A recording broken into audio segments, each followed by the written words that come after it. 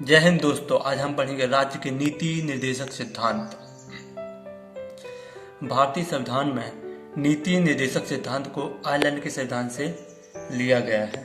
इसका वर्णन भारतीय संविधान के भाग 4 में अनुच्छेद 36 से 51 तक किया गया है। इसका लक्ष्य राज्य के लोक कल्याणकारी एवं समाजवादी राज्य की स्थापना के लिए राज्य को कृत संकल्पित करना है। राज्य के नीति निर्देशक तत्वों का विवरण। अनुच्छेद 36 राज्य की परिभाषा नीति निर्देशक तत्वों के संदर्भ में अनुच्छेद 36 के अनुसार राज्य वही है जो अनुच्छेद 12 के अनुसार मौलिक अधिकारों के लिए था। अनुच्छेद 37 के अनुसार नीति निर्देशक तत्व बाध्य योग्य नहीं है और इसका अर्थ यह है कि राज्य नीति निर्देशक तत्वों का पालन नहीं करता है तब यह अपराध नहीं होगा।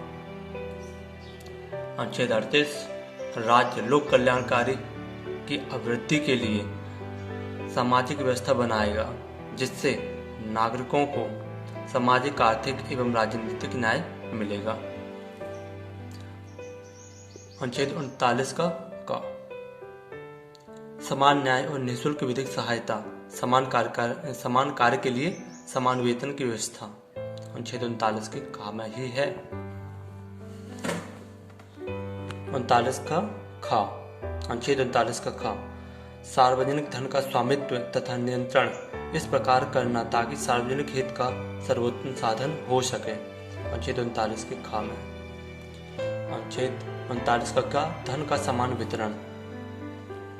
अनुच्छेद 40 ग्राम पंचायतों का गठन यह राज्य के नीति निर्देशक तत्वों में गांधीवादी सिद्धांत है। अनुच्छेद 41 कुछ दशाओं में काम, शिक्षा और लोक सहायता पाने का अधिकार। अनुच्छेद 41 राज्य अपने आर्थिक संसाधनों और विकास की सीमाओं के अंदर रहते हुए रोजगार और शिक्षा प्रदान करवाने का प्रयास करेगा।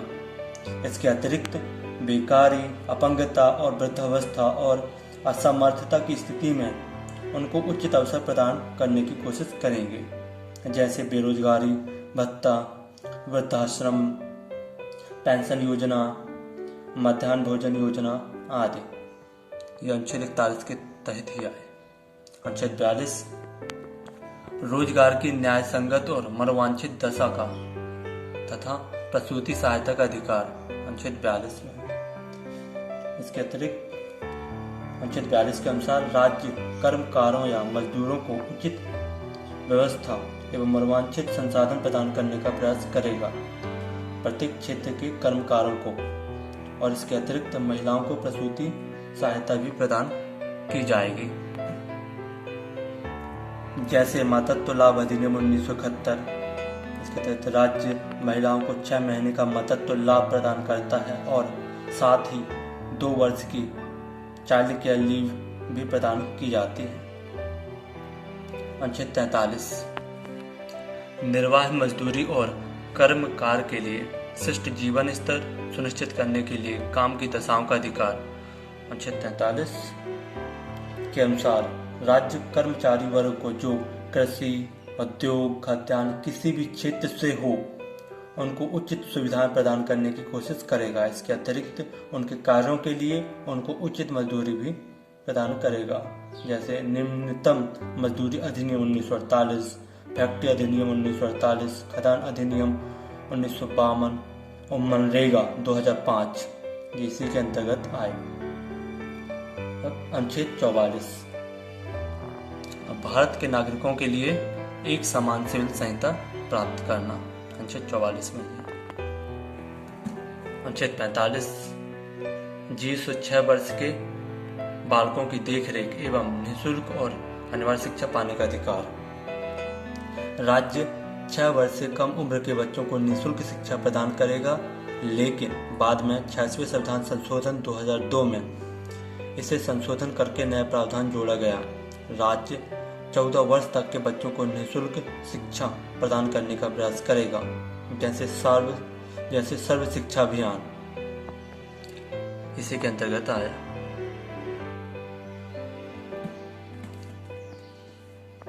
अनुच्छेद 46 अनुसूचित जातियों, अनुसूचित जनजातियों और अन्य दुर्बल वर्गों के शिक्षा और अर्थ संबंधी हितों की अभिवृद्धि। अनुच्छेद 46 के अनुसार राज्य दुर्बल वर्गों SC/ST वर्गों को उचित अवसर एवं सुविधाएं प्रदान करने का प्रयास करेगा, जैसे SC/ST एक्ट 1989।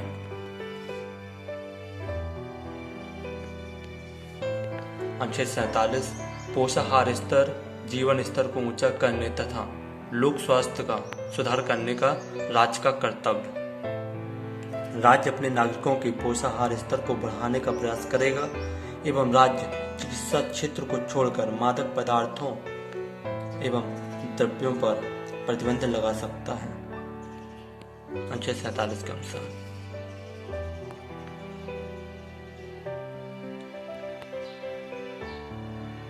अनुच्छेद 48 कृषि और पशुपालन को आधुनिक प्रणाली से संगठित करना।